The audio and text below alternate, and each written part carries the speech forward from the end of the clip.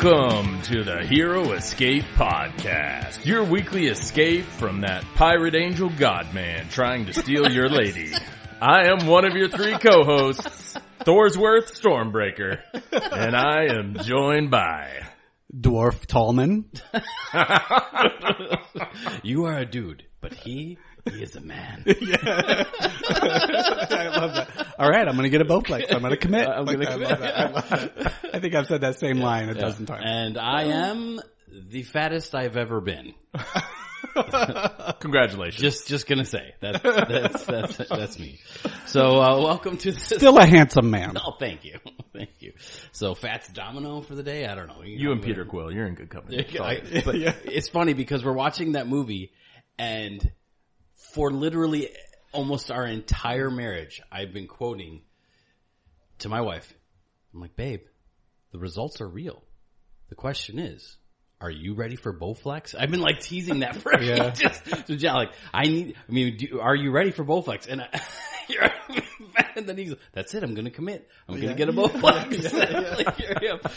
Anyways, So what movie is that you're talking about? Yeah, I have no idea. So today is the day we have been beyond excited to review the recent blockbuster. I think it redefines the word blockbuster release for the Infinity Wars Avengers movie. We've each watched it several times of our own happy volition to watch that movie. Holy cow. I would gladly watch it more. Yeah, I fully intend to watch it again. I've watched it 3 times. Sad I haven't watched it a 4th yet. So I watched it once with my wife. Then as soon as my kids came home from school the next day, took them straight to the theater. Because like, you guys need to watch this immediately so I can talk with you about it. Because it's awesome. Let me interject. I called you, and I think I very quickly after seeing the first time I asked you if you were going to take your sons, and you're like, "Oh, it's required." They will. Mandatory. Yeah. And then my wife is like, "You said, I'm like, you want to watch that movie? Watch the movie?" He's like, "Yeah, I want to watch that movie." I'm like, let's go tonight. So there was time 3. So Thursday, Friday, Saturday, watched it. Absolutely loved it every time. And I had to watch it again just because sometimes the people around me were a little distracting. I went over that with David. So I had to watch it a couple times again just to catch it. But there's so many scenes in this movie, right, that are so good that elicit an audible, visceral response from the audience. I swear I missed half of the jokes because I'm laughing and everyone around me is laughing. There's always those little follow-up lines too that are also funny. Yeah. Like, I gotta watch it again because I gotta see more of these lines. Yeah, absolutely. I also went 2 times. First time in XD, second time in IMAX. It was awesome both times. Opening weekend, the audience is obviously pins and needles. They are audience. Silent. They're absorbing every moment. Yeah. But even the second showing that I went to, which was kind of in the evening, it wasn't even full, still very similar reactions from who I assume to be sort of second wave fans. I'll get around to it, that kind of thing. Yeah. Even they, the same laughs at the moments you're talking about. Yeah. So awesome. So I even talking to my family that doesn't live here in Texas, it's normal in Texas for people to make sound, to cheer or clap in a movie, like when they like something in Texas. Where I grew up, like in northern Detroit, Michigan area, like people are dead silent in theaters. Doesn't matter how much they like it, they're totally quiet. But talking to my family that's still out there and some family that's out in the Rocky Mountains, all reported that people were, cheering or were making noises in the movie. So people are coming out of their social norms in response to some of these awesome scenes. One of the things, each of the times I saw it, when the audience became aware that it was Captain America in the shadows there showing up to save the Scarlet Witch and Vision, audible response. Every time. People are like, yeah! Applauding, yeah! Because, man, you know why? Because freaking Captain America is awesome. Right? And the theme starts playing, the music starts playing at that moment. It's like perfectly timed. The original Avengers thing, it's... So good. I'll try to point this out more often if I can, but the attention to detail in this movie is astounding. Yes. I would think there's almost every frame or few frames there they put in things they thought about everyone. Oh yeah. Yeah, you can pick out Easter eggs and not just Easter eggs in every other scene, but like good acting or good detail or something that's Well, just like when Captain America shows up, the original Avengers song from the first Avengers movie plays. His theme music plays, and you have already that response to it. Yeah. So that's why people come out of their skin to cheer and to like it. So as of this recording, Infinity Wars is the #1 movie of all time opening weekend, internationally and globally. Yeah, so it's crushing it. So yay! Another one of those scenes. It's so awesome when you don't even. There is no word spoken, but you hear music from the late 70s and everybody instantly starts laughing. Yeah. It's not even a joke, but because you know the Guardians of the Galaxy, Chris Pratt, Star-Lord is going to come on, people are already like, like excited, right? All 3 times that response happened that I saw. Well, the tone even changes a little bit to match them, right? Because when it cuts to space and the location space, and then the first time I saw it, there was a lot of laughter, just space, right? Yeah. And then you hear that rubber band. Well, that's another going to your attention to detail is that I was just counting on the poster, which I have up here on my wall. They had to deal with roughly 20 characters that we know from these previous movies, but they had to give them fair treatment and time, which seems like an impossible task. Yeah. But every time you have a scene that's sort of in their environment, you're back there in those movies, you know? Yeah. Like the Sanctum Sanctorum, you know what I mean? Yeah. Doctor Strange and Wong talking, and then, like you say, you shift to the Guardians of the Galaxy, and there's this tonal shift, and everybody... That involuntary emotional response is like, it's coming back. Guardians of the Galaxy 1 and 2, you know, you're just there, just like that. And it's done so well, right? Because it feels like it's not a jarring shift, right? It doesn't. It's a transition to. It's so well done. I don't know. I feel like I can't speak highly enough of. Yeah, I don't want to jump through another movie, but another scene that had an audible, ecstatic, visceral response to the audience every time is when. They're getting their rears kicked at Wakanda. Those psycho beasts that are willing to sacrifice their own heads just to get through this shield. Like that's like disturbing. You're like, okay, these guys aren't just powerful; they're freaking messed up, right? Yeah. And you kind of have that fear and like, man, this is going south, super super bad. And then all of a sudden. And Thor shows up and just Thor's the whole scene. Yeah. Everybody's like I've seen it 3 times and I'm all fist pumping, leg jumping, totally excited every time it happens. And everybody in the majority of people in the theater are having that same response. Oh yeah. And then to justify you feeling that way, helmet pops up, Bruce Banner goes, oh man, you guys are so screwed now.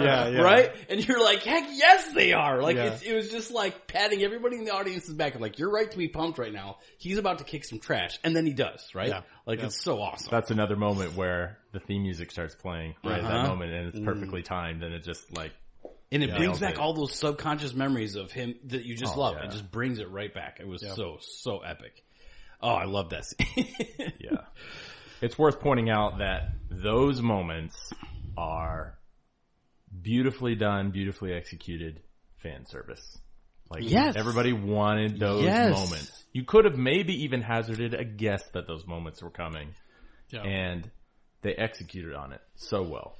Which shows it is not a terrible thing, directors of movies, to give fans what they want, right? To say... or to give us things we hope for. Yeah. If we are hoping for something, we've been loving Marvel movies since 2008 now, hoping for something that pays off, right? Yeah. And this paid off so much. I mean, I can't think of anything. I love Hulk, and I would have liked to see more Hulk, but I honestly, even without a ton of Hulk, I love this movie. Yeah.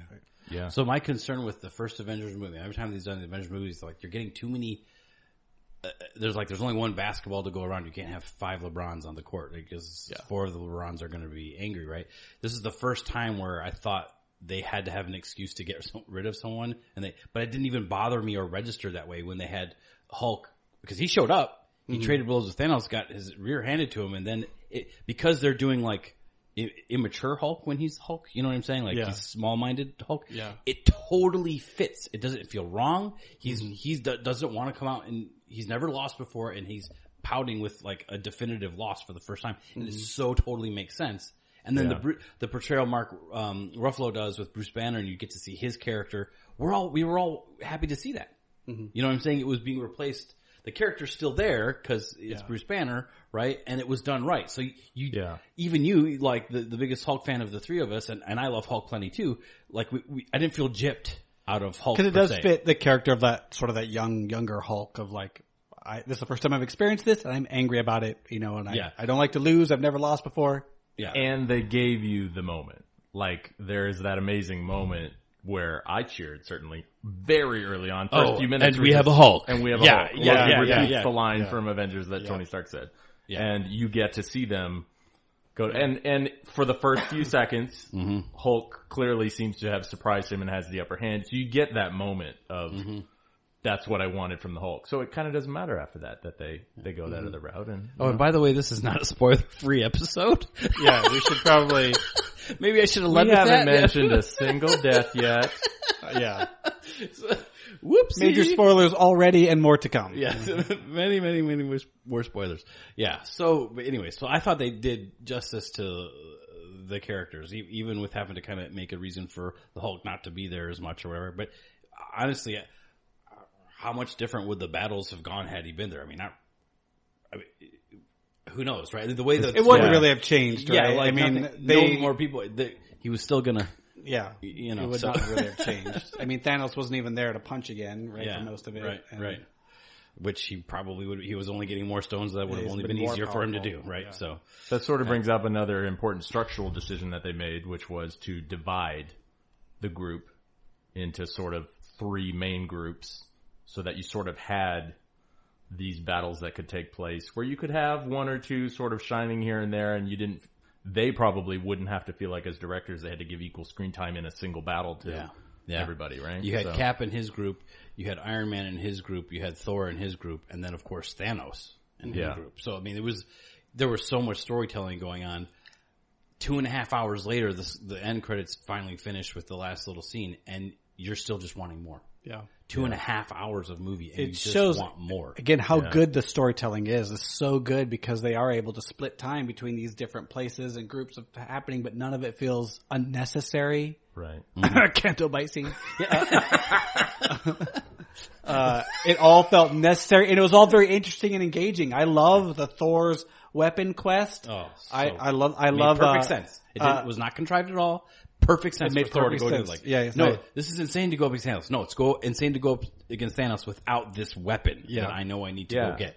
And Mjolnir is so iconic. I felt like that they needed to, and they executed very beautifully on. You need to infuse this weapon that we've all never seen before, that you're about to show us, that you're about to have this moment with meaning for us as the audience. Yeah. So they spend 15 minutes or whatever of screen time showing the arduous steps that they have to go through in order to craft this thing. And it's useful storytelling because then you understand that it's not, as you go through that, you learn about the gauntlet. You don't even realize you're learning about the gauntlet. Instead of having someone give a lecture about the gauntlet, then you come to there and these dwarfs who turn out to be 30 feet tall, who are awesome. What's the name of the actor again? What is the character? Peter Dinklage. Yes, Peter Dinklage, who's such a good actor. He does a phenomenal job as the giant / dwarf giant, right? Like you think, the dwarfs make these tools, and you're thinking you're going to see these little people, and he comes and he's twice as big as Thor, knocks him over. Yeah. But while they're there, you see the mold for an Infinity Gauntlet, and you realize that this guy makes insane weapons. Backstory: Raccoon. Wait, I thought that place was only a legend where they make some of the most horrific weapons ever to torture the universe. That thing's real? I think you mean Rabbit. The rabbit. But Stop the engines, Rabbit. We talked about this, right? It's the layers of storytelling is so good because it's a side quest. It has a purpose. Yeah.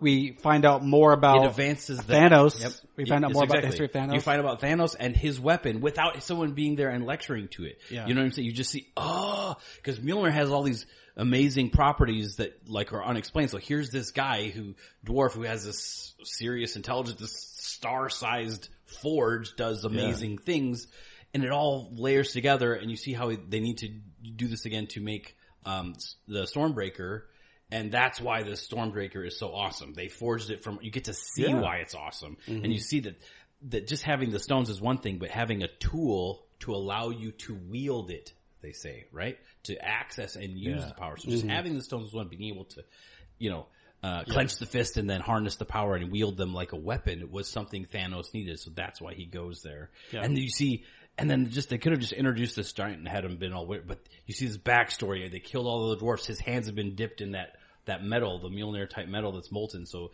like there's this whole character with depth that gets introduced, even though he's only on screen maybe 5-10 minutes, right? Yeah. Screen time was not wasted in this movie, right? Even the trip there, they briefly spent some time where Thor deals with some of the things he's been through, right? Because it picks up immediately after Ragnarok. Maybe you say the movie picks up immediately after Ragnarok. So, and Thor processes the grief of he does that thing. My death of my father and sister and brother. Yeah. It brings focus and clears the mind, and you can tell that it's really heartbreaking. Also, like his best friend Heimdall dies, and it's more the whole weapon side quest works because there's no gambling, there's no child or animal slavery, and there's no cameos by Matt Damon. So it's like here's a the thing. trifecta You know what? of avoiding bad decisions. Matt Damon rests that poor guy. There's no. It's just a good part of the story that adds to the story. It's not preaching something to us, and it's not pointless. You know what it did? It also gave fan service to Groot because there's not much for Groot to do as young Groot. I thought about that. He could do that. And, it directly involves him. Man, I love Groot. He does that one thing and you're reminded why you love Groot. Yeah. You know, even though he's hilarious the whole time playing some stupid video game. And it made him more likable in a way, right? Because he seems to be this totally Whoa, you got some acorns on you, kid, right? Like he seems like this self-involved teenager, but when it's needed, he makes the right choice, becomes selfless there. So that's the turning point, right? Like he sees Thor on the ground and he sort of like wakes up, and then that's kind of and then obviously later on in the battle he's fully involved too. Classic Groot. I take care of my We Are Groot, you know. I love the line too, like when he's opening the pupil for the force of the star to come through. Yeah. You're going to take the full force of a star. It's going to kill you. It's going to kill you. Only if I die. Only if I die. That's what killing you means. Yeah. I love that. So the delivery of his line, excellent acting, making it totally hilarious. And then you get to see he's all in that superhero pose for sure. And like, dude, this guy has anything but baby arms. I mean, he's so freaking ripped. So the act that he does it, you're like, yes, Thor's awesome. Look what kind of a beating he can take. And, he does all this, and you're just so pumped up. That's because he's not a dude. He's a man. He's like a pirate and an angel and a baby. Peter Quill may be one sandwich away from fat, but I'm like 5 sandwiches past that. But anyway, so other good scenes that I absolutely loved was go ahead. So I just want to say there is so many that I don't even know them all. There's so many homages to the original 90s story, The Infinity Gauntlet, that we talked about in our last podcast. Even to older movies, there's We Have a Hulk. That's homage back to the original Avengers movies. Tony Stark says that line about the Hulk. The way Hulk lands in Doctor Strange's house at the stairs in the original one, Silver Surfer landed that exact same way to warn them that Hulk is coming. Yes, if you've read the comic books, the visuals, they paid homage wonderfully there. I love that, again, that attention to detail. A lot of people probably don't know, but maybe the greatest TV show of all time, Arrested Development. It's only 2.5 seasons. Was directed by the people that made this movie, and their attention to detail and their layers that they put on. They set up jokes like a whole season ahead of time. They're able to reference things that they did, like a season ago, and like or set them up early. It's amazing. I love that TV show. I probably watched all of not including the 4th Netflix season. Right. I've watched the first 2.5 seasons maybe like 6 times. I don't know. I love we'll bring it back to Infinity Wars here, but they show that same clearness and attention to detail like over and over and over again by respecting the movies that came previously rather than, I don't know, dropping a humongous deuce on them like somebody else maybe did. But including the little visual nod right in the background of the collectors. Oh yes, Nowhere. In the scene when they first get to Nowhere and they're sneaking up, they see Thanos like stepping on the collector and interrogating him about the Reality Stone.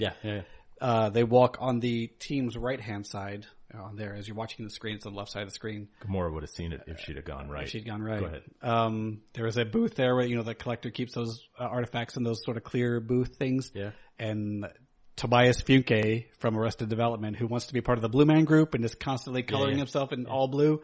he's sitting in one of those booths. Are you kidding me? Yeah. I'm not kidding you. It's in the credits too, which he spotted at the end of the movie without seeing him in the booth. Near the end of the credits, it says something like Arrested Development character usage thanks to whatever. Like that. Yeah. So funny. I love that movie even more. I love that movie even more. Attention to detail, man. Yeah. Those two properties could not be further disconnected in reality, and yet because of the same director, with nothing lost by adding it. One of my favorite lines.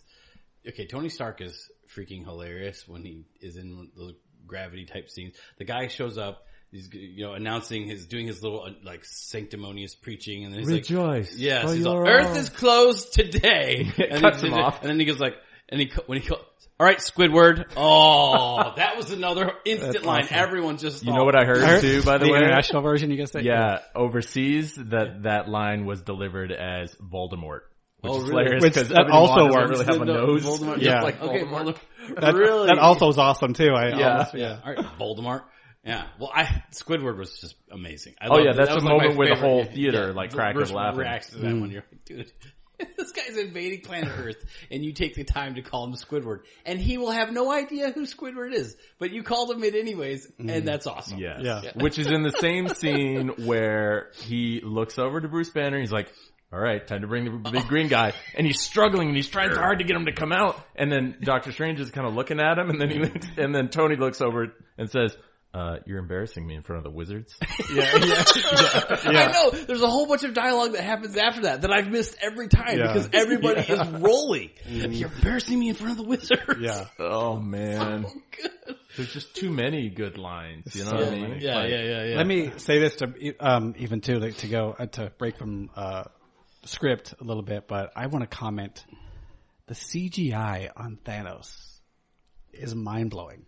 Yeah. I will forget oftentimes I'm looking at a CGI character. I especially like there's multiple times, but specifically on Vormir with Gamora, the emotion that runs through his face. I mean, that's like real emotion. I mean, I'm seeing like a real actor with the muscle changes from as his face runs through the stressors of making the decision that he's going to have to the spoiler, attention I'm to gonna kill my detail daughter. there. When you're clenching, like emotional, the vein popping out in the clench, like in his neck, you look at his neck and these are all things you notice subconsciously. You don't notice it, but you see this person is having an emotional response. Like if someone's giving a speech at a funeral and they start getting choked up, all those things that you see, the face gets flushed, they turn down, their neck kind of pulses, they cut all of it. In that response. If they do not get an Oscar or Academy Award or whatever it is for special effects, you'll just another nail in the coffin of how dead that whole organization. Yeah. They were and that's just one scene that I picked out just because I like that scene so much. I love that scene because it's to me so emotional. I know a lot of people got very emotional about Peter Parker, but with me Gamora, because I felt like she just I felt a lot of pity for that character in the movie. Yeah, let's talk about that scene because that scene. When they're on the Vormir planet, right? Yes. That scene is probably, I don't know necessarily it's like my favorite scene for the movie, for example, but again, one of those things that if that scene wasn't there and if it wasn't done as well as it was done, the whole movie would suffer because that part of Thanos' quest and story arc is essential to making him, a masterful villain. Without that scene and that part of his storyline, he's just Steppenwolf. He's just genocidal. Yeah, that's all. He's the bad guy from the Justice League. Just shows up, destroys planet because he's bad, right? Well, still with a echelon higher of CGI, but still, he's Steppenwolf with better CGI. Yeah. There was no mustache draining of the funds for the special effects. But yeah, I know what you're saying. Yeah. So, because in that scene. I love it because Gamora is laughing. Oh, the universe is saying no to you. No one's ever been able to You love nothing. Yeah, she says. Because you love nothing. You have nothing to throw into the pit here. And it's because we can see it, but she can't, right? We see the view of we see his face and then we can see her behind him and we see the emotions. And I think most of the answer was like, he's going to have to kill her. He's going to everybody, Gamora's the last one to realize it, right? The tears are not for himself. And that's the other cool part is because you realize that is why Red Skull is still there. Just back it up just a second. This is not a scene that got as many people to make a response to, but when the curtain the hood shows that it's Red Skull on that planet, those who remembered how Red Skull remember the character of Red Skull, the movie came out 9 years ago, those ones made a whoa! I mean, I was like, oh, huge response. Yeah. Red Skull, that's where he went, right? Because the last we see him, he's holding the cosmic cues, and either he's getting burnt up or teleported up into space to who knows where. Turns out it's Vormir. And he is what Gamora thought Thanos was. And in Marvel, there is not a blacker heart, more evil, purely evil person in all of Marveldom than Red Skull. He is the most evil. Like I've read and watched, he is the most blackest hueest, evil-hearted, shriveled. And so he is and he says in their little trape up the mountain, I've been searching for stones too, and now I'm cursed to stay here because, and then you realize why, because he's the one who loves nothing and would have nothing to offer to the soul gem to get it. But Can Thanos I say this? did, and it was Gamora. Yeah, and even I didn't notice that. I was reading a thing today that pointed this out to me. Another thing that I didn't notice, just again, these directors are so amazing because this was not a human response to a scene that he's in. This was someone having to say, animate him this way and have him stand this way. When he first sees the Red Skull, but doesn't know it's the Red Skull yet, or maybe he does. Yeah. He steps in front of Gamora to protect her. Yeah. He like a father would do to their child. Cue for what's to come. And I even love all of the interactions before that. They really set up in camera angles. They really set up the father-daughter relationship. She's looking up at him. The camera angle is looking down at her. That is his child that he loves. Yeah, and in his very demented way that he tortured and trained to assassinate and kill people. But there's a very disappointing behind-the-scenes factoid about this scene, though, which threw me off when I read it. What's that? Which is that apparently they didn't get the same actor to play Red Skull in Infinity War. They had Ross Marquand do his voice. Oh, really? But it's for a that guy. CGI bit, yeah. And I was so confused. Like, why didn't you bring that guy back? You know? Yeah, I could tell it was somebody different, but I didn't really care. I mean, there's so much makeup. Yeah, it's visually not necessarily going to have to be him, but I just thought it was an odd choice. Like, you would think that guy, I can't believe I'm blanking on his name. Yeah, what else you got going on right now, dude? Come on. But maybe he is doing something. I don't know, for whatever reason. I don't know. It doesn't bother me because the scene to me is still amazing. Yeah. So, but that makes the movie because now Thanos has layers to him. Like, he's totally messed up, right? Like, he is sick, right? Who thinks I need to save the universe by killing half of life in it? I mean, that is a messed up. I mean, if he wasn't messed up fundamentally and evil and got something out of conquering and torturing the universe to get what he wanted, he would think, well, maybe if I got these stones, I could save the universe with it. Make it twice as big. Or solve universal hunger.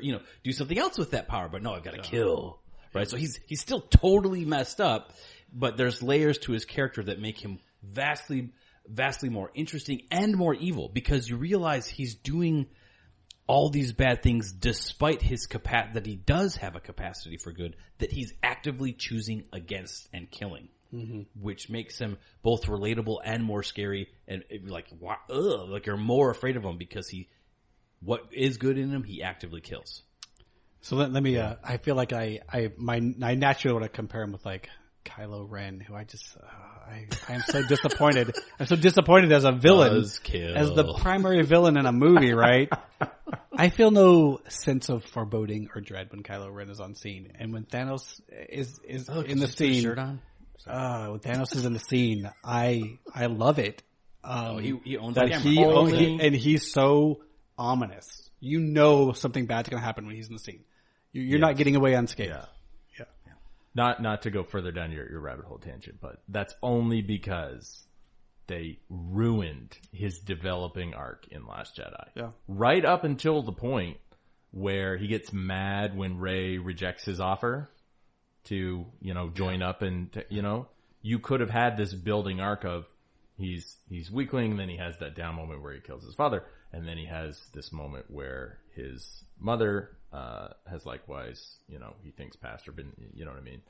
And then he suffers that rejection. He could have gone like full dark and serious and you would have bought it. But anyway, I think it was a mistake to this is an Infinity War podcast, but I think it was a mistake to reveal his face early. They should have kept the face hidden a la Darth Vader until way later. But I guess all I'm saying is if you look at Thanos' arc and it's all consistent. Like all of the things you're talking about, his motivations come from a deep place within. Yep. They show you those places. Yep. They show you his home planet, and he shows with using the gauntlet what it used to be like, and explains that that's the genesis of his whole campaign. Is his planet was short on food and resources, or whatever it was. Yeah, and you can't. He's got that backstory. I failed my destiny once.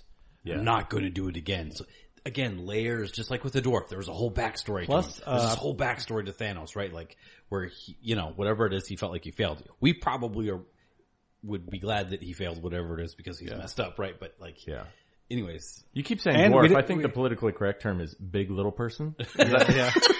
I would like to formally apologize. I've been insensitive. Plus, I was in a dark place. There's all this, again, another layer. Who knew that Thanos loved Bubbles so much? Yeah, right? I know.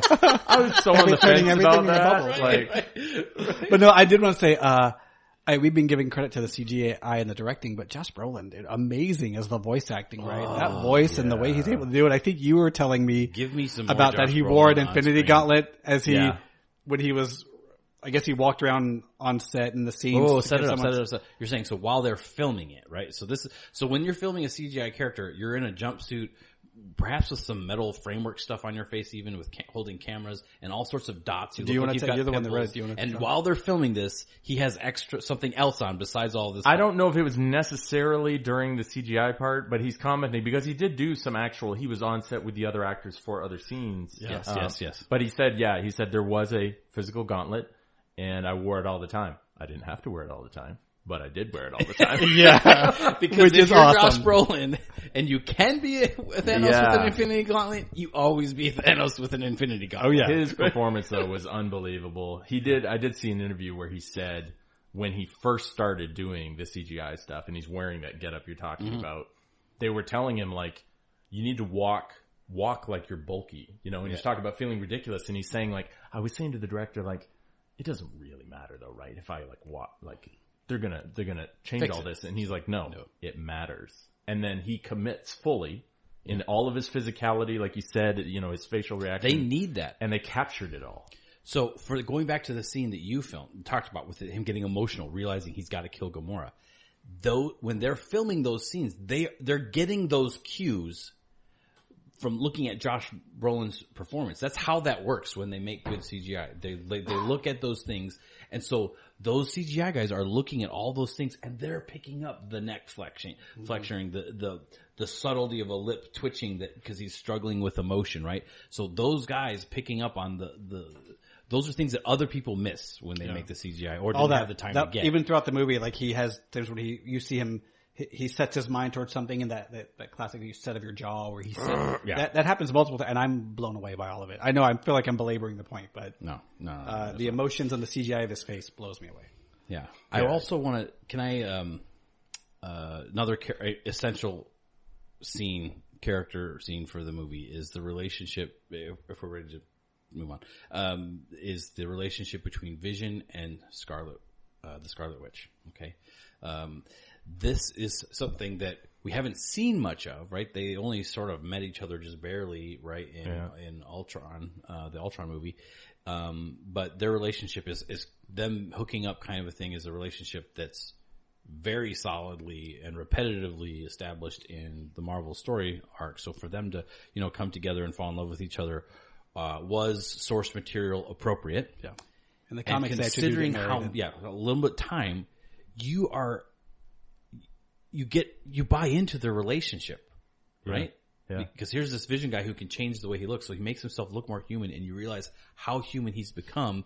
And he's doing just talking for myself. I think, and then she's like, it works, and it just you get past the whole thing that he's not actually fully human. He's only like part human or whatever it is, right?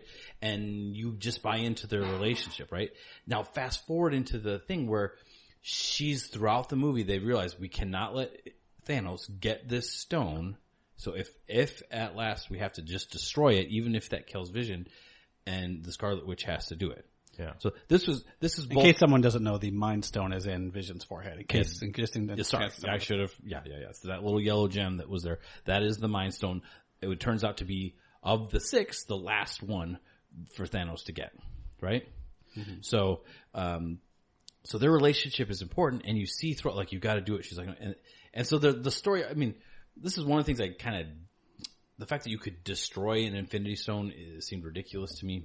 That was, if I could change one thing, like, I don't think you should be able to even possibly destroy one. Like, they should be indestructible. But anyways, the way they tied it in is because her powers are mental, right? And so Vision says, it's conceivable that someone of a similar, certain type of wave, certain type of power in a certain way could cause it to break down. Yeah. Cause it to break down and break. So, which the physics of my brain, that kind of makes sense. But anyways, so that scene where he says, "We are out of time." And Thanos is there. Yeah, now, Thanos is there. They've got it. They did not get it off of his forehead safely. They've just got to kill the stone, which will kill Vision. And you can't write this.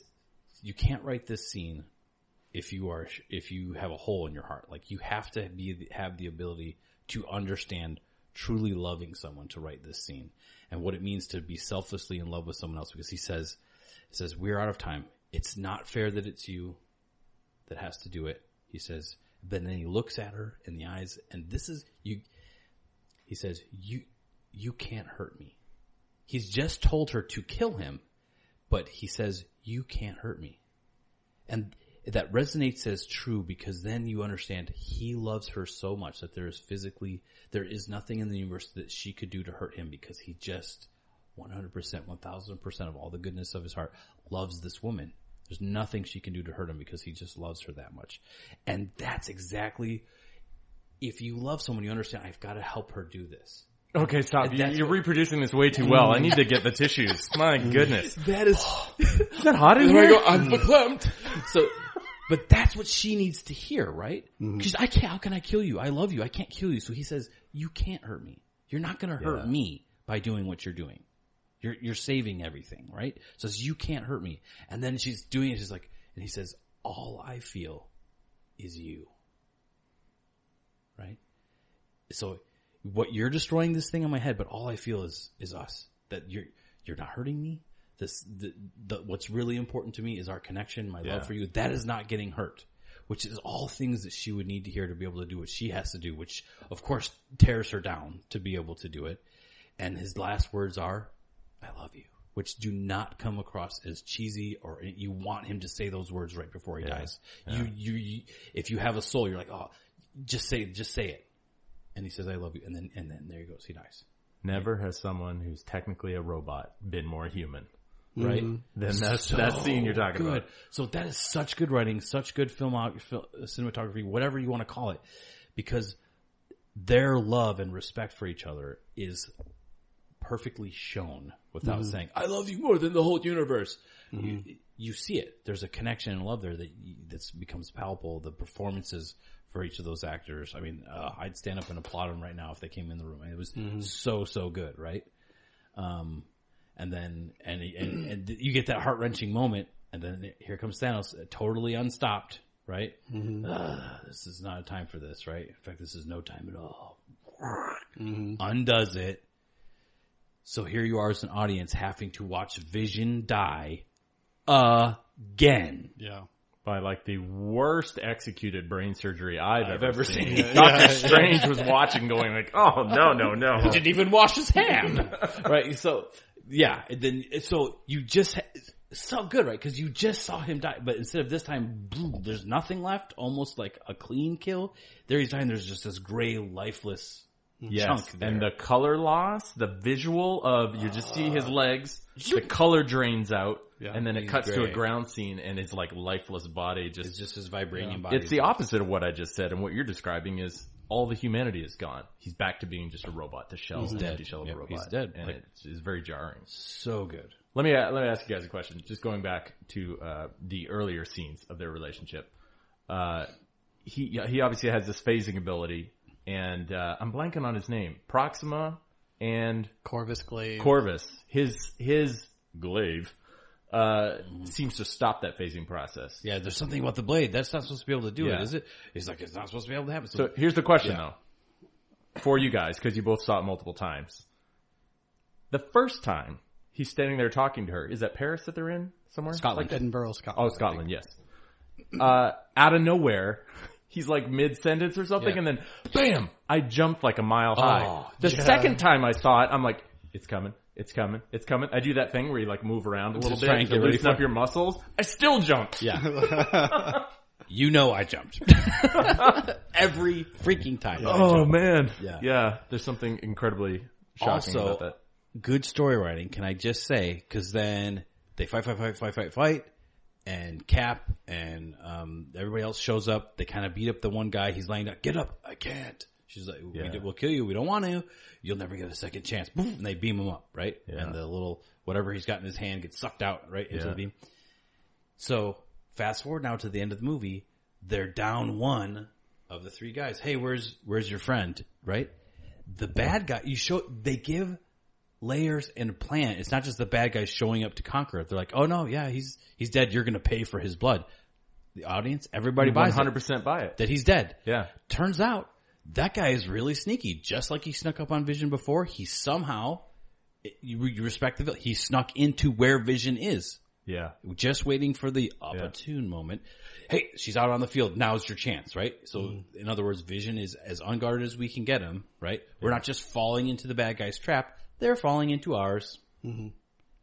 Right? Speaking of that room that he's breaking into, where that girl has been working on him and everything, I read somewhere, and I'm not going to be able to give the exact source, but somebody said that there was a previous moment, either in Black Panther, I think it was in Black Panther, not necessarily this movie, where she specifically says, maybe it was early in this movie, that she could scan his entire structure and, if she had the time, repair or recreate it.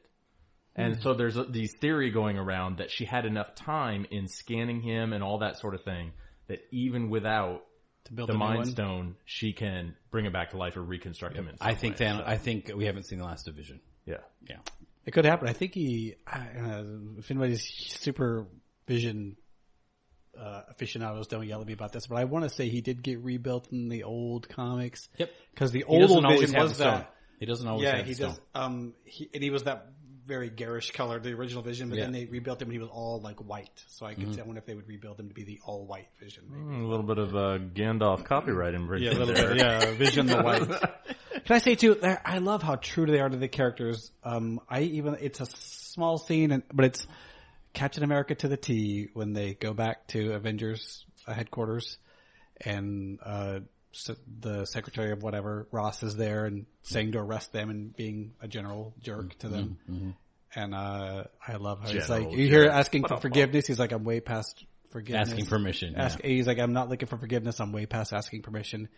And he's like, you just lost Earth's best defender. He's like, we're here to fight. And if you try to stand in our way, we'll fight you too. And I love that because that is, again, you talk about this all the time. You make the hard right choice. That is the hard right to go against your country and the people that you care about, to say, right. I will fight you too if you try to stop me. It's the UN technically, but whatever. Yeah. I mean, he's been living the life of an outcast for 2 years just to make that hard right decision. Yeah. Another great moment there, the long, prolonged, and super awkward reuniting of Bruce Banner and Black Widow. This is awkward. Another one of those scenes where people respond. Yeah. This is awkward. Yeah. And I liked it again. The scene is everything, right? He did it just right. I mean, I could see a lesser director movie would have been like, "This is awkward." Yeah, waiting for the laugh. The Will but Ferrell he kind of did delivery. but he kind of did the look down, like, "This is awkward," like that, like and realistic and funny. You know, all like nervous and clenched up at it too. This is a big deal. So he's nervous to get reunited. Another good there's so many good character moments where Iron Man has to like break the news to Bruce Banner that, we haven't caught up in a while.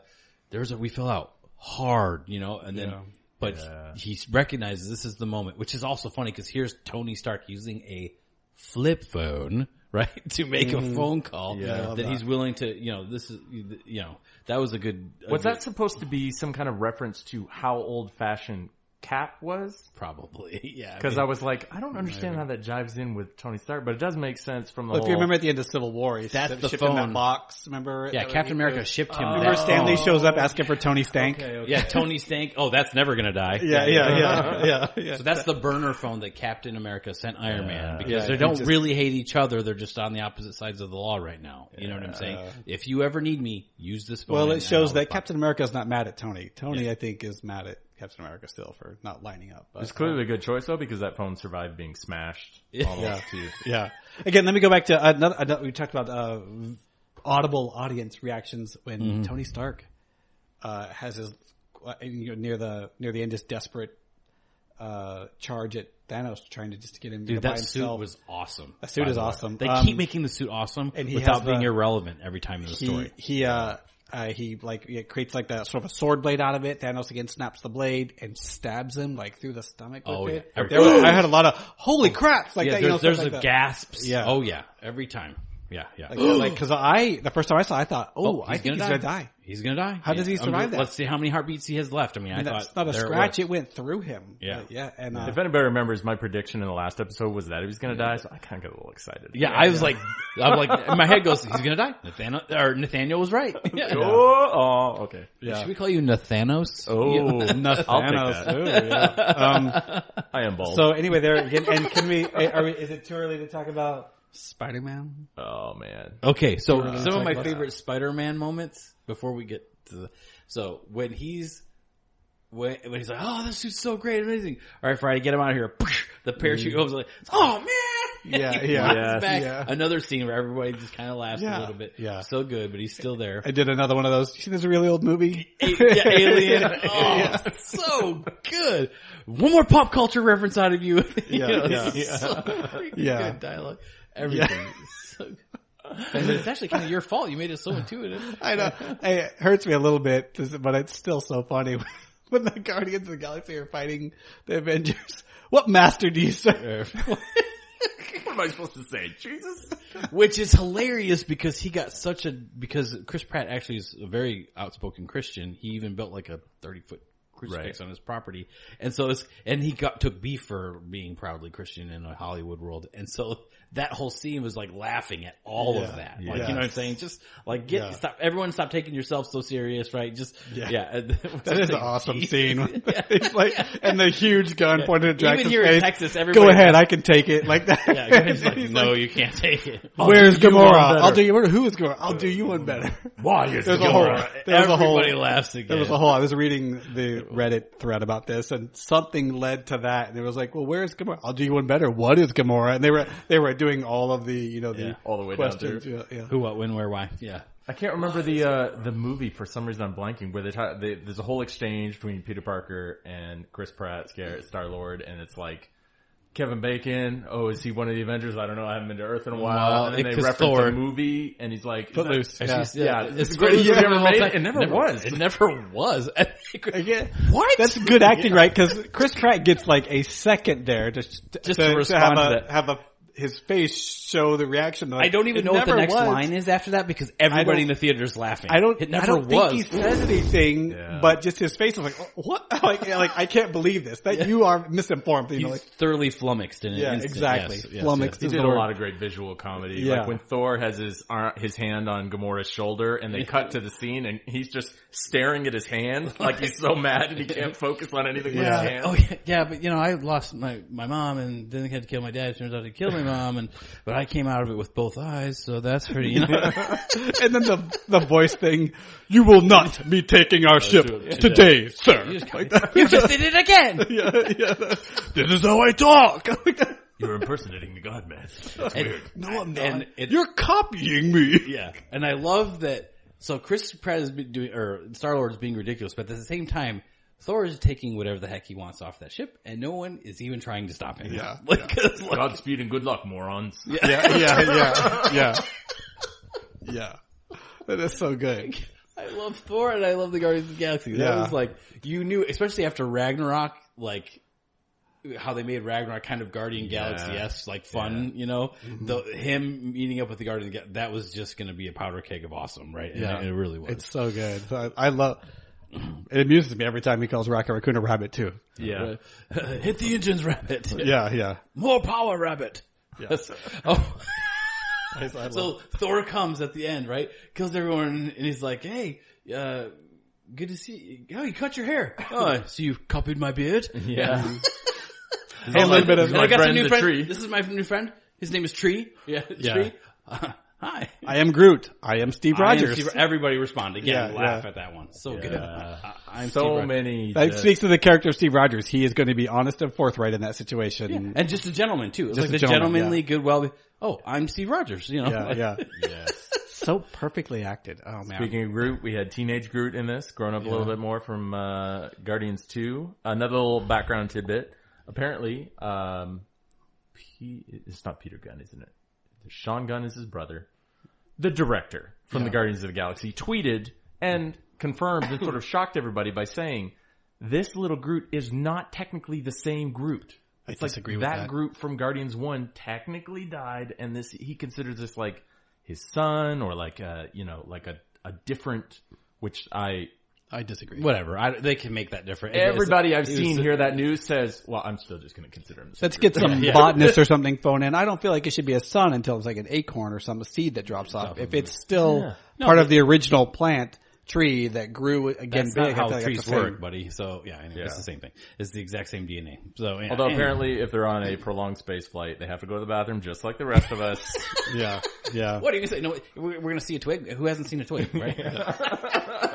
So good. What? You speak Groot? You speak Groot? Yeah, it was an elective on Asgard. You know, I it's interesting too. Go back to Rocket Raccoon when he says the scene right, like I gotta be Captain. Thanos doesn't have anything to, or Thor doesn't have anything to lose. He's like, me personally, I have a lot to lose, right? And then he by the end of the movie, he does lose everything, right? He says the captain line multiple times. I noticed in the second viewing, and gets like progressively more serious every time he says it, and it's like this foreshadowing of the fact that he will technically be the captain by the end of the movie. Like he's the only Guardian of the Galaxy Left, yep, still he's the only one alive, left. which is crazy. So let me go back to again the audience reactions. So the audience beloved, I think, earthly sort of loved Spider-Man Peter Parker is one of the many people that are no longer with us at the end of the movie. His is particularly sad because it's long. I didn't get this at first too. Like seems like it takes longer to happen, and it's because his Spidey sense was telling him, "You're gonna die." Mm-hmm. And it was got a heads up. He got which was scary. I think to know It was in an advance. ugly, like for him, it was the ugliest because he knew it was coming. It's like I don't want to die. Please make it stop. You know, Yeah, and I mean, all believable. the first time I'll say the first time I saw it, there were many people crying in the theater, or that had been crying. I would say I saw people wiping away tears and people that were saying, or that they weren't crying right then, but like wiping away the tears like that. Like, For those that are unfamiliar, David often refers to himself as many people. So it's just like a usual terminology that he to tell everybody. No, that was, but no, seriously. Like my wife had lots of times where she was choking up. I was getting choked up. Yeah, when the credits start rolling, one of two responses when the credits start rolling at the end of that movie: dead, shocked, stunned, grieving silence, or a what? Like the people you could tell who knew it was going to be a part one movie, and those who didn't know it was just part one of two. The people who didn't know, they were like, "What? Like you can't end on that?" You know, like I haven't talked to anybody. I was like, yeah, I saw it, and that's fine. Everybody, like I said, the first time I saw it, I've never had this happen in a theater where like, the movie ends, the credits are going, and no one moves or says a thing. Like, we are all stunned. Yeah, even my first showing, you could have heard a pin drop. Yeah, because everybody in the first showing knows it's part one. These are the fanboys that came out for a Thursday night, midnight showing. Right? Yeah, just like stunned, like I said, a grieving silence. Like, I want to back us up just a little bit because we missed an important death before we get to the myriad of deaths at the end. Can I say one thing for that? Again, No, again, you can't. I You can. I talked to another guy. I work with a guy he's that right, you can't. I talked to I guess I'm outvoted. Okay, go ahead. The guy I work with saw it just Tuesday, but I haven't had a chance to talk to him until today. And even he, and I don't know how much he loves these movies, but I think he enjoys them. But he even said, like, after the movie, I was just processing what I saw. Everybody's been like, I just had to like Because what Nathaniel and I, after we saw it in the same theater, and we were just having to stand outside the theater for like 20 minutes. Be like, you had to collect your wits. Yeah, like, what did I just see? Happened? What? Yeah. Even your wife, who can't necessarily be called a Super Marvel movie fan, said it was an emotional roller coaster. And she hasn't even finished the movie. Yeah, I've seen it 2.5 times because the third time my son school called, he was throwing up at school, so I had to leave in the middle, which was very disappointing. She was so upset about not being able to watch the movie with you. For sure. Yeah, in the half the movie she saw, she was like, "That movie's an emotional roller coaster. We have to finish it." Yeah. I'm like, "Yeah, we did." Yeah. So now can I go back, David, with your grand permission? Yes, you may. Okay. Go ahead. There we go. Okay, so the first one of the first deaths the first death is the death of what previously was the greatest villain in the Marvel Universe, Loki. Oh yeah. The first time for people to, even my son, who's a huge Thor fan, when he sees Loki die, he's like, I could see it all over, like in the theater, just like, just heart wreck. And man, it was kind of an intense, gruesome death, yeah. sort of, right? Like, it's in an attempt almost to redeem it. So at first he's very, very Loki. Yeah, I do have a preference. Kill away, right? He's totally trying to call the bluff and be the Loki. But then you can see like, oh my gosh, he's going to horrifically kill my brother, right? Like, I just want to be king of Asgard. I don't want him to like die like that or whatever. And then he does the whole bow thing, and then inches away from getting that dagger in the throat of Thanos, right? Like inches away, and Thanos, poor choice of words, and you hear that vertebrae slide out of place, and down goes Loki, right? Like so because you had to like kind of tie up the knot, and there's like, he's really dead that time. Yeah. Like there's no faking that one. Something that people wrote in the comments that I honestly didn't pick up on or just clue into watching that scene the first time or even really the second time was that according to them, it was supposed to be that the ship had effectively been split in half, and half of the Asgardians survived and were allowed to survive. Yep. They were on the half that was being killed and destroyed. Yeah. That's what he used, the Power Stone, which, remember, touching the Earth, Ronan was going to do to kill the whole planet. So he uses the Power Stone. Everything on the ship is dead, and it's going to blow up. Yeah, and kills everything that would. So, effective storytelling, and one of the most often ways, to the point where it's almost a tired way of showing how bad you are, is the classic: you're the new man in the jailhouse, so you pick the biggest, baddest dude in the yard, and you put him on his butt, so everyone knows you're the baddest dude in the jail, right? Yeah. So they do that in this one with the movie starting right where we last saw the Asgardians and the Thanos ship showing up, right? And here he is. He takes down the two biggest Avengers and the biggest baddie in the first 10 minutes. Yeah. That's true, right? So they did it in triplicate, right? Yeah. Hulk goes into hiding after that. Thor is, he gets handled badly, right? He doesn't have Mjolnir. His heart, he doesn't get killed, but he gets broken in half inside, watching Heimdall die before his eyes, his brother die before his eyes, and he can't save his people. I mean, you know what I'm saying? So like, right there, if you didn't know Thanos was both powerful and, bad, you learned it right away. So even though they were kind of doing that same way of showing how bad someone is by having him take down somebody else, they did it in a creative and meaningful way. Like, again, the directing of the movie is so good, right? Because they punch you in the face with, this guy is not to be trifled with. He's got Thor by the head, disrespecting him like crazy. Mm-hmm. He knocks out cold the Hulk, and then he chokes to death and breaks his neck, Loki, right? Loki. The three most powerful, probably, people in the Avengers movies so far. Yeah.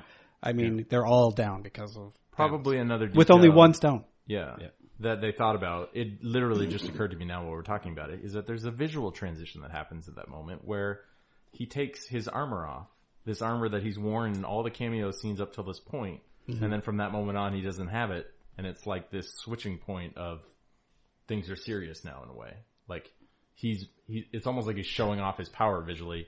I'm vulnerable. It doesn't matter because I have this. This is all I need. This armor serves no purpose anymore. It's too strong. I'm about to board an Asgardian ship. I better be ready for business. Yeah. Right? Yeah. Which makes perfect sense that he would have it on. Right? Now I've got two stones. Yeah. Bruce Banner already understands this guy is now the most powerful guy in he's the most dangerous person in the universe right now. Yeah. He's with two Infinity Stones. No matter what it was before, now he's got two, and some gauntlet that allows him to actually harness their powers.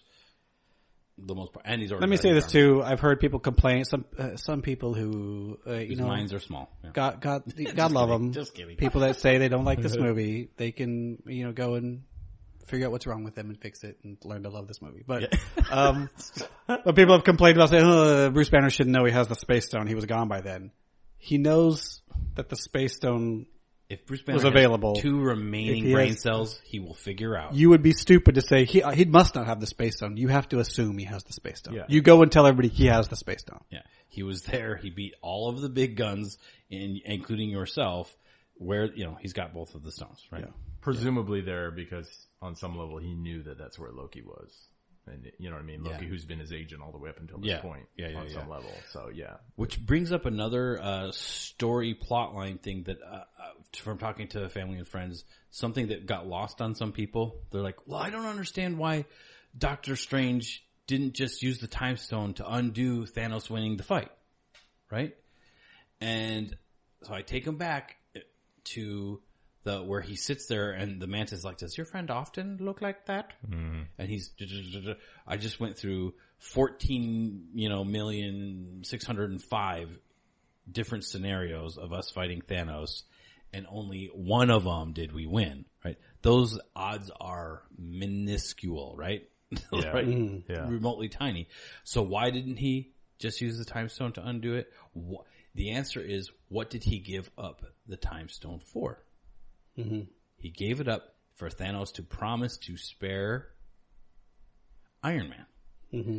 So what we surmise from that is the reason why he didn't use the Time Stone to fight Thanos and to undo it or to do it, because he did. The fact is, he did use the Time Stone to he used the Time Stone to find out what is the only way people with 1 or less Infinity Stones can beat someone with 5 or more Infinity Stones. If you think about it, it's a beautiful way in a short scene to just quash any potential complaints, because now you can just say, really, because this is the you're only able way. to say, well, he saw a reality where they go into the fight with the Time Stone and they lose. Yep. Where and he does keep the 14 Time million times. Yeah. Right. So yeah. He does keep the Time Stone and lets Tony Stark die, and they lose. So we must know this is what needed to happen. So he tells them, so before he gets ashes, finger snapped to ashes, he says, we're playing the end game now.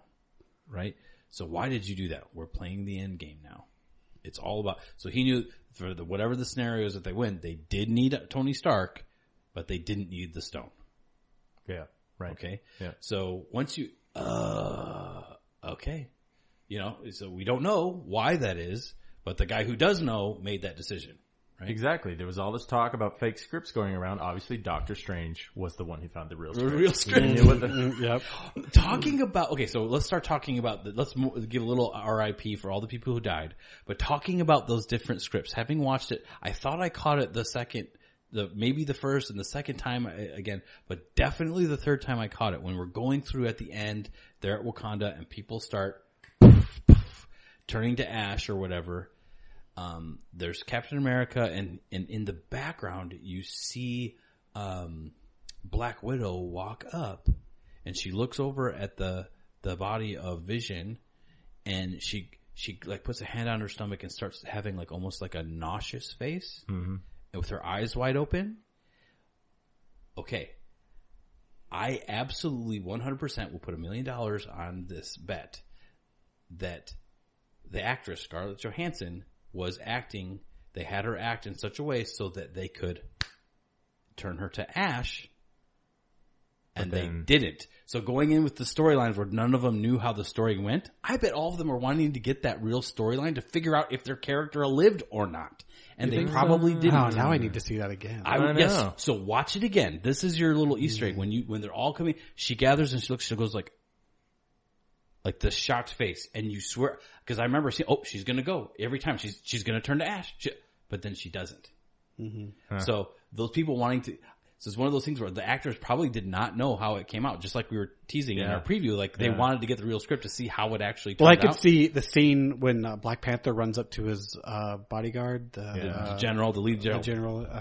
The Doja Okoye. Her name is Okoye. Okay, yeah, it's part of Lupita Nyong'o. For some reason, I remember her real name. Not her. No, Lupita was the girlfriend, right? In Black Panther, I thought. I don't know. But What? this is Anyway, this is no place to I die. thought, and they both acted like they were going to die to me. Exactly. And I think the same thing. I think like one of them is going to die. I don't know who. And I bet that I bet there Yeah. one of you might die. So both act like you're going to die. Yep. Or Yeah. I bet to them watching the movie for the first I time. thought she was going to die. I thought Black Panther would live. I really thought Yeah. like, oh, she's about to die because he's saying this is no and place to that die. was one of the bigger. And then when he gasps, dies, I was like, oh my gosh, when Black bigger Panther. gasps in the audience, right? Where oh no, I even heard someone, oh man, like Yeah. when Black Panther died. We all, when our little predictions sure to go wrong, like they're not going to kill There's Black no Panther. way, They yeah. just built him up. Oh yes, they did, and it was and I just said it would lend the emotional gravitas to the moment, and boy did it, right? I mean, okay, him dying was like a shocker, but what really sold that whole scene of people turning to ash was the look on Okoye's face, his general, where she gets this like, her acting was so perfect because she gets this look, not just like a what just happened, it's a terrified panic of what is happening all around her. She sees people. She's actually, you believe her that she's actually looking at people disintegrating in front of her face, in her homeland, her countrymen. They're all dying right in front of her face, and it's as panic striking as it should be on her face. So that split second scene that they show, it sells the rest of the deaths after that as being real and as panic inducing as they should be. Her face showed what we were feeling inside, and all these people we should be feeling. That's a good point. 'Cause that's excellent acting, right? The look on her face makes everybody else's deaths more impactful. Freaking the sound. I know it sounds like I'm totally preoccupied with the music, but the sound in that moment too goes to this sort of quiet single note. Yeah. And that's sort of when it cuts to, it goes through a few, I guess, and then you see Captain America in particular there towards the end, and it's just like the quiet of it, you know, like they're sort of. It makes it a very powerful moment when these things are of all of these people suddenly. Someone, did you say this? Someone, I think you said this, Nathaniel, and they should have, I wish they'd done it so bad. When at the very end, they have all the main actors' names there. The ones that died should have drifted off like ash off the screen. That would have been that would have been awesome. Cool. If they had any attention to detail, they would have done that. So if you stayed, if people clearly they didn't. If people stayed for the very end scene. So the Nick Fury shout out right now. What kind of car was Nick Fury driving? Escalade. Well, first of all, he wasn't driving. Suburban. No, I think Nick Fury was. I don't remember who that was. A Suburban or an Escalade, right? Infinity. Oh, was it? Oh yeah. Because there's been advertisements for the Infinity car line with that. Product placement. Yeah, but that was another good line because going back to it's a classic line for Samuel L. Jackson to say "mother," boop, right? And then they cut it off with him like fading. So people, that was a very, very clever way to end with a laugh, but still somber because he died. Yeah, right. There was several Reddit, strings threads where people say, "How does it end?" It ends with a mother F like that. Like that. A lot of confused people wait, what? And then it cuts down, of course, to the beeper, presumably a futuristic looking beeper. Yeah. With space beeper with Captain Marvel's logo on there. Yeah. Yep. Which, that's cool setup for the next. At first glance. Yeah, so. I could tell. I listened around me. I could tell a lot of people didn't know what that was. I really wish it was Nova because that's what I thought. Because it was like a starish kind of. I was like, what's I was hoping for Nova, but then when they put the blue and the people might get mad at me, but to me, Nova's a way more interesting character. He's got the world mind. He's got the whole Nova Force with him. So for those who don't know Captain Marvel, she's like sometimes a human, sometimes she's a Kree, but she's her power set is high. She's super strong, can fly, and has power blasts that come out of her fists, like out of her fists. And so she's kind of like a superwoman, right? Yeah, kind of like Supergirl. She's something like that. But she was Ms. Marvel, and then somehow I forget what happened in the comics, but she became Captain Marvel. Yeah. And there's going to be a Captain Marvel and an Ant-Man and Wasp movie before the next Infinity War movie is released. So we are March 2019 is Captain Marvel. Okay. Yeah. Okay. With Brie Larson playing the role. That's just 2 months before Infinity War 2. So, yeah, it's kind of packing it in tight. I mean, 2 months might normally seem like a long time, but a lot of these, like think about Black Panther, how long it's still been in the theater. Black Panther's still in the theater. And it got a great resurgence from Infinity War. The numbers came up and it climbed back to number 5. Well, I know a few people that haven't seen Black Panther, but was asking me about Infinity War. I was like, it would be good for you to go see Black Panther again before you saw, or to see Black Panther at all. You will Before see appreciate the War. war in Wakanda and Wakanda Forever, that whole scene, way more if you've seen it. Yeah, it'll be more You can impactful watch it without it, but yeah. Yeah. I mean, if you just know who, I mean, they introduced it, but it'll be more impactful, like who Black Panther is, his sister that is helping. A weak point in this movie is that they didn't take a lot of time to do tons of character development on the good guy side. We've just quoted a tons of scenes where they did and we loved it, but you kind of, I mean, they've been making these movies for 10 years, right? I mean, so it's like we already know the good guys and they spent that time developing the villain, but I mean, the movie is there's only so much you can do. I will say this kind of, cause like, I mean, I think Black Widow maybe gets 4 lines in the movie type thing, but, how much? Yeah, Captain America, I mean, he really just shows up and kicks butt. He has like practically no lines, right? Mm-hmm. And if you, like me, were a little bit shocked by the 85% or whatever it had from the critics, that was the number one complaint, which I feel like you can sort of dismiss, was, oh, they didn't do any character development. There was no, like, explaining again who these people are. Like, for those people, like, I want to smack them upside the head. You do. Yeah. It was 2.5 hours long, dude, and they've been making these movies for 10 years. You've had a Marvel movie every year for 10 years, guys. We know who they are. If you want backstory, you have multiple movies in some cases for some of these characters. So I guess that's the gap. That's you the know how much I 15% hate gap reviews? There. The only people who don't like these movies, that you can they're just not, they don't like superhero movies. Right. Like, if you don't like superhero movies, I've got nothing about this movie to recommend you, because there's a bazillion superheroes in it, right? And it is an amazing superhero movie. Amazing, right? And I want to say, okay, so can we talk like, what are some more of our predictions, right? Okay, you said that Vision would die. I said Vision would die. And I said if he doesn't, Scarlet Witch will. Turns out we were both right. They both died. Yeah, they're rightish. Yeah. I guess they died.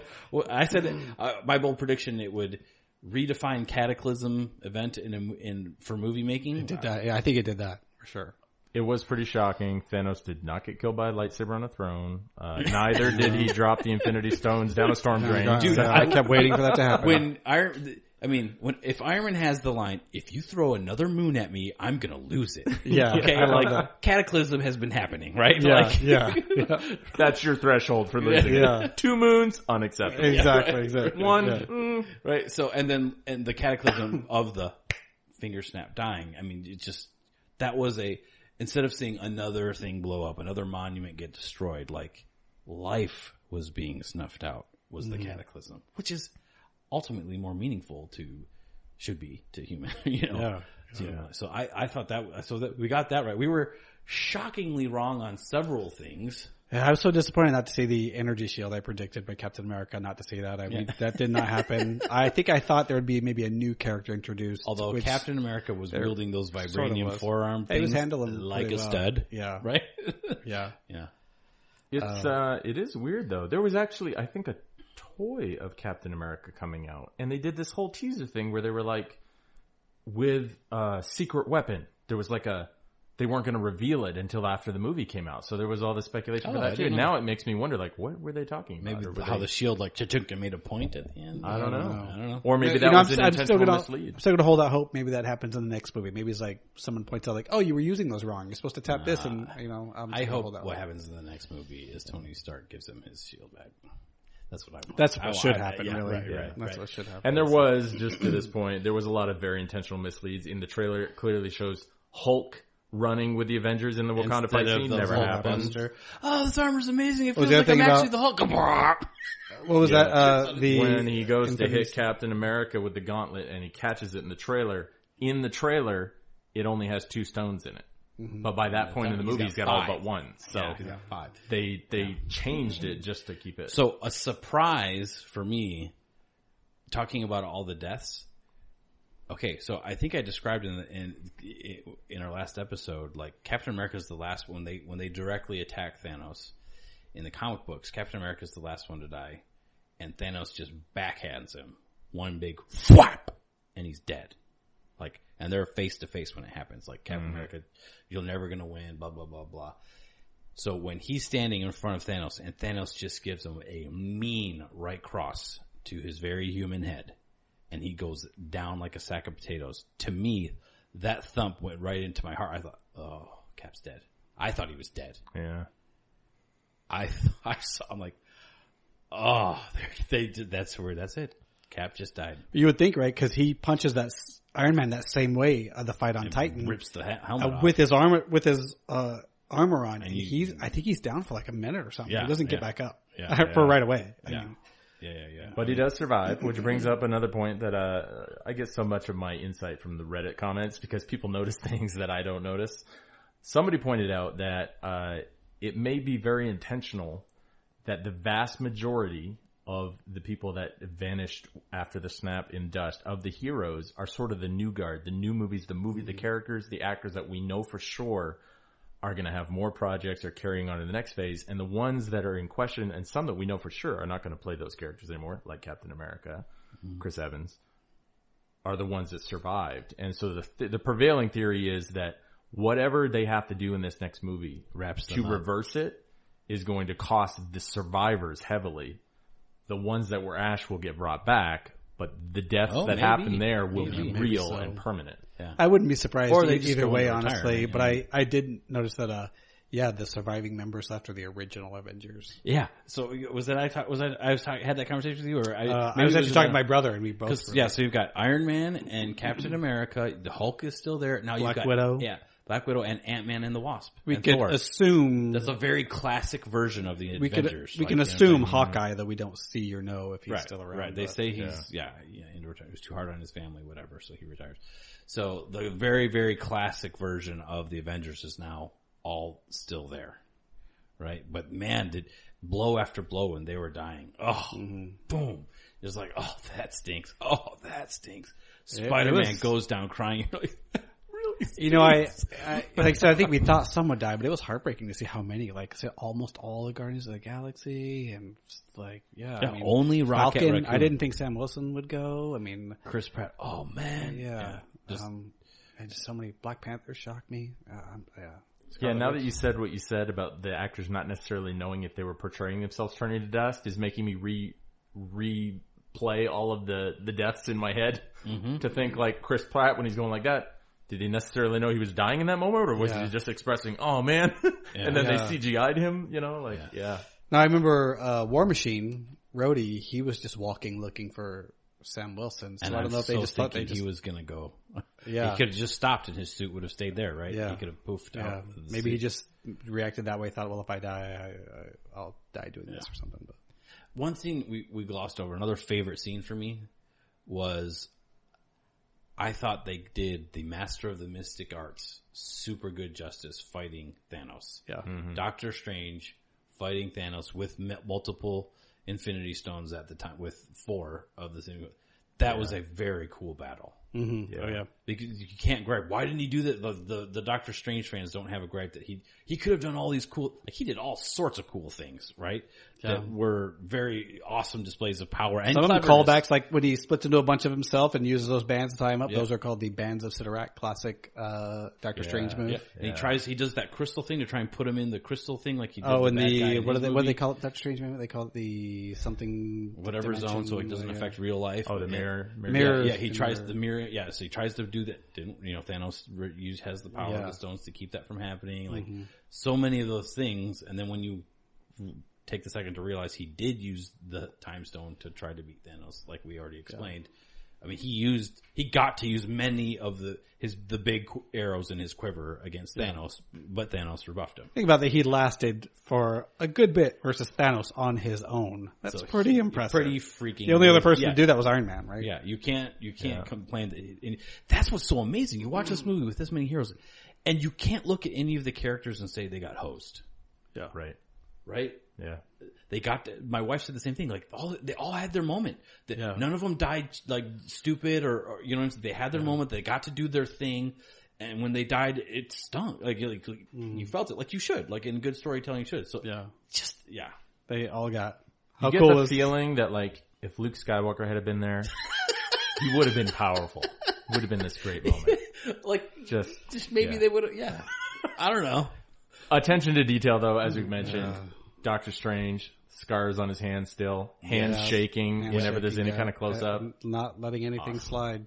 I valued their characters individually to their details, all of them. At first I was upset and originally thinking that Black Widow should have red hair, not blonde hair. But then when you think they're in hiding for 2 years, it would make sense that she colors her hair to look not like look herself. different. Instead of bright red, and Captain America lets his hair grow and gets a beard, just like anyone does that's in hiding. They change their physical appearance to be less identifiable. It all makes sense. Even though a lot of people said they didn't like how Captain America looked because it's like he's supposed to be clean cut. I'm like, okay, fine. But it makes total sense. It's visual progression of character, though. You could say that about Thor over the course of all of his movies, right? Like by the point he ends up in this movie, he's missing an eye, and he's got scars in his hair, and his hair's cut short, and he's, you know what I mean? Now he's got this new eye, which again, attention to detail. Yeah. All these people pointed out the color of Heimdall's eyes, who controls the Bifrost, that sort of orangey color. Is Thor's new eye. Around the same time, he also acquires the ability to control the Bifrost. Yeah. Same color. Yep. I'm like, guys, the symbolism, they just nailed it. Keep getting out of the freaking park. We just a short call to Rian Johnson, just to explain, just like 30 minutes. Here's what, if I had the time stone, going back in time, putting these directors, what are their names again? Russo brothers. Yeah. Put them in charge of Last Jedi, because, oh my gosh. I honestly believe if people with this mindset had been in charge of The Last Jedi, it would probably be the #1 movie of all time, and probably would have stayed ahead of even Avengers, because you have more fans there still loving it. But I don't want to go off on. Let's not kill Star Wars. Yeah, although I did just have a conversation with my last little bit on this. I'm the Star Wars guy of the group, right? The one that was like how I grew up. Had the same conversation with my brother. It's like, if you had told me a year ago that I would be all in for Marvel and be giving up on Star Wars, I would never have believed you. Yeah. And we both were, but look, here the last year's happened, and, baptize me Marvel. I'm in. You know what I'm saying? Like, I'm kind of done, I'm not really looking forward to much from Star Wars, and Marvel owns my keister as far as the next Infinity Wars come out. I have lost my ability for free choice. I am seeing that movie whether I want to or not. Yeah. Right? Yeah. This really has been a merchandise thing for me as well, personally, at least. I can't tell from being in this room, Nathaniel. I walked out of the theater. Immediately, we were at a Cinemark chain. Went and bought the cup for Infinity War, the popcorn tin, metal popcorn tin. I never buy those things. I bought both of them immediately. Convinced you to buy. I bought them too, and it's even more like, because we bought them after the movie, so we did not get the popcorn and stuff associated. We just wanted the commemorative tin. The commemorative things, because this movie was in such a big movements, deal. The moments, the impulse buy will always be the correct buy. But then he wasn't done there. The theater, and the only place that was open at that time was Walmart. I drove to Walmart. I bought the $20 Infinity Gauntlet that makes sounds and light up. Then I went and I found 2 Thanos Funko Pops that they still had, so I was super pumped about that.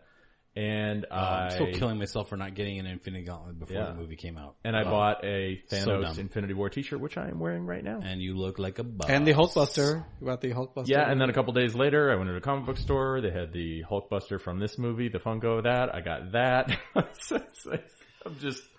again, the movie's so good. I am not even a collectibles type of guy, but I need something with Thanos on it so bad. Yeah, because the character was so amazing. So, and it ties into your point. I just wanted to say that because in the same period of time, and I don't mean to beat a dead horse, I have been selling some of my Star Wars stuff. Yeah. I have unloaded quite a bit, and almost without exception, it's the new stuff. The Kylo Ren stuff, and then they get So anyway, it's because you're right though, because we're beating that dead horse. But I mean, I am done with one universe, and the next Marvel owns me. Yeah, there's complete change. They already have my money for the next one. If I could give it to them today, I would. If I could order my ticket for that one, I would. I was okay. Which showing do you want to see? Well, honey, can I buy 2? Bold predictions. Put that on the calendar. You love bold predictions. Yeah. Does part 2 blow the box office for part 1 out of the water, or does it stay a little below? Okay, my bold prediction at this moment, I was halfway through watching. I thought my bold prediction of this being the best, highest grossing movie of all time was a dumb idea, because this is going to be the Empire Strikes Back of their saga, which makes it an awesome movie, because Empire Strikes Back is now my favorite of that original trilogy. Right. But it was the lowest grossing because it ends on a downer note. A sad note, right? Yeah. Was it lower grossing than Return of the Jedi? It though was. I think the It best was. one was A New Hope, right? And No, then- so anyways, Empire Strikes Back is the lowest, and so I thought, well, it's not gonna do that. So halfway through the movie, I'm thinking that I come out, we look at the box office returns for the weekend. I'm a genius. Of course, it's going to be the best of all time. But my bold prediction will be, because I think the other one will have a more happy resolution. I do think the follow up one has the potential to beat it. But they're going to be in a rarefied air all by themselves on the top. Yeah. This is happening because of repeat viewings. There are people that I have in my circles, not fanatic nut jobs like you guys, that are, I would call semi-casual. Marvel doesn't come up in casual conversation with them. But Infinity War, I say, hey, are you going to go see Infinity War? Yeah, I heard good things about it. I got a text from this guy today that I just know casually, but he's not any kind of crazy Marvel fan. I saw it twice. You know what I mean? Right? Like, that's where the box office That's how numbers you are get coming into that from. money, right? That's how you start getting that. I mean, And you have all to of us do have it said fast. we're going to go watch it. We want to go watch it again. I want to watch it again. And we've already the 2 multiple times years. under our belt already, yeah. So let's kind of tie a bow on this, and let's try and. It's so easy because it's the freshest thing. Where does this sit all time? Let's talk about it. Where does Thanos sit all time as far as villains go for us? We actually talked about this. And then also this movie in general. All right. So let me start with the movie in general. I've said many times, I think the one of the best movies of all time, superhero movies of all time, is The Dark Knight. Yes. With the Joker and Batman. Because you come out of that theater, and I don't even refer to that as a movie anymore. Sometimes when I think of best movies of all time, I don't think of that one because that one's not a movie. That one is an experience, right? I'm emotionally drained, like worried about the soul of humanity after that movie because Joker is so amazing in that, that what he does. And I put this movie right on par with like we just said, when you come out of that theater that first time, you're like, I gotta process what just happened. Mm-hmm. You know what I'm saying? So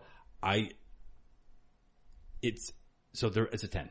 Okay, it's a 10 out of 10. I think that was obvious from the first minute. Yeah. So for the first hour and a half of our podcast, it's a 10. I think I can't say if I had to pick one higher than the other, maybe I would still stick with The Dark Knight because the Joker is always going to need to be demented. I think maybe eventually I'll get used to Thanos, but I'm totally splitting hairs to say that. I have two favorite fruits, an orange and a mango, and they're both, one of them is the mango and one of them is that's the what I was orange, going right? to say. Those two, you have to sort of categorize. They're very different, right? Yeah. They're different. I don't want to say apples and oranges because I don't like apples near as much as like oranges and mangoes. So I will say the Marvel is the orange because I love to eat oranges all the time.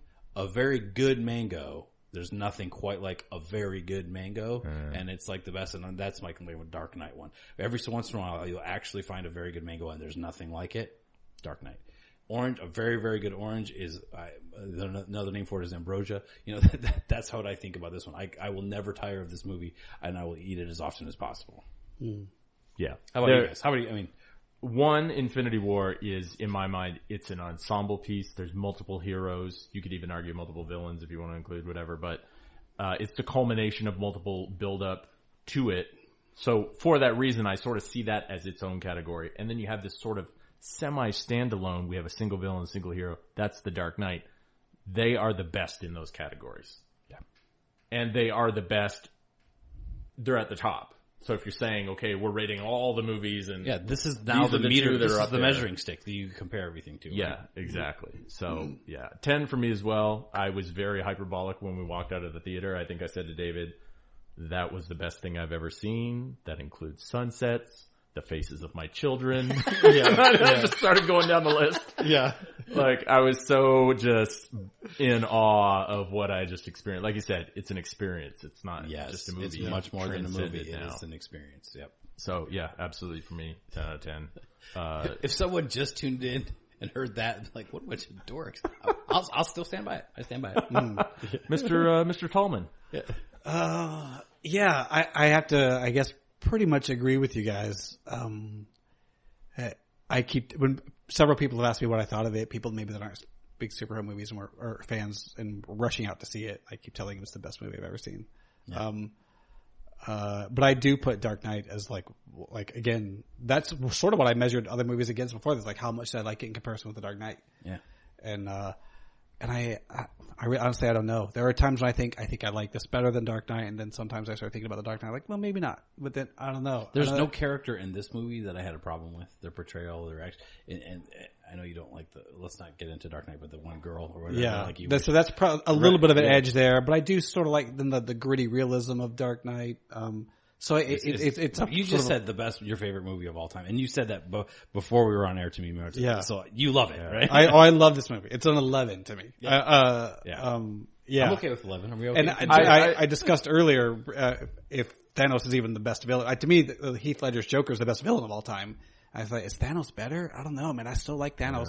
I think I put them on equal footing because they're so different. You got just one who's focused, on the micro, and one who's focused on the macro. Right. But in that category, they're both top of the game. Top of the I should modify my score because I'm forgetting that we have, is particularly to me, an established scoring method and category. And as we all know, every movie gets an additional 0.1 for not having a Matt Damon cameo. Therefore, I'm amending my score to a 10.1. 10.1. There you go. I'm glad that you're, But The Dark Knight also has a 10.1 too, right? Then that's right. Yeah. You're so good. I love so it. Yeah, so Thanos as a villain, he makes that story work. I think for me, there's the Joker and the Dark Knight, but again, oranges and mangoes, right? So it's okay. And so for me, the baddest villain of all time for my whole life has been Darth Vader. Yeah. Right? And I would, without a second thought, I put Thanos above all versions of Darth Vader save original trilogy. And I don't mind them hanging out together as my baddest, because they both go through that arc, right? First it's all bad, then you see that there's a little bit, you know what I'm saying? But then he chooses the bad. So I want to, before I make a decision between him or Vader, because, you have to understand, I spent my entire childhood scared of the dark because I thought Darth Vader was hiding in the shadows. Right? So there's you know what I'm saying? I shared a bedroom with my two older brothers, and if the closet door was left open, there was a silhouette that always looked like Darth Vader's face that I would just stare at. Mm-hmm. Trying to fall asleep. I love Darth Vader too, but I would say I'm very much a show me, don't tell me, and a whole lot of show me with Thanos. And Star Wars franchise has suffered, especially the new stuff, has suffered from. Yeah, we're telling you, just believe us. Because we said so. Yeah. So I want to see how the next Infinity War and then the next ones play out. Let's see them in more than one movie, right? But dude, they hit it. What an awesome villain! Awesome special effects! Awesome story. Even the villains had, like we said, the strategy where they pretended the guy was dead and he shows up to kill Vision again. Just on so many levels, hit after hit, victory after victory. An easy 10 for all of us, right? We didn't have to think really hard about that. And if we could give them more points or a 0.1, we'd give it to them. Oh yeah. Right? I think if you blast me, I will say this movie is an 11. This is like a hyped baseball player or something like that in college, and then on his major league debut, hits a grand slam. Not just a home run, like a grand slam. Like, you want to see what I can do? Or pitches a no-hitter or whichever. Yeah. I mean, that's what this is, because he just has leveled everybody's expectations. And it's amazing. All right. It's no surprise, but there you have it. Yeah. That's a beautiful bow to tie on it. 10s all around. 10s all around. May your love and nerdery and geekery for the Avengers continue to blossom. We encourage you to watch it again. You know why? Because we know you're going to enjoy it. So watch it again with us. Let's pump the numbers where they belong. Yeah. All right. Avengers Assemble in the theater. Thanks for joining us, everybody, and we'll see you again next week. Bye.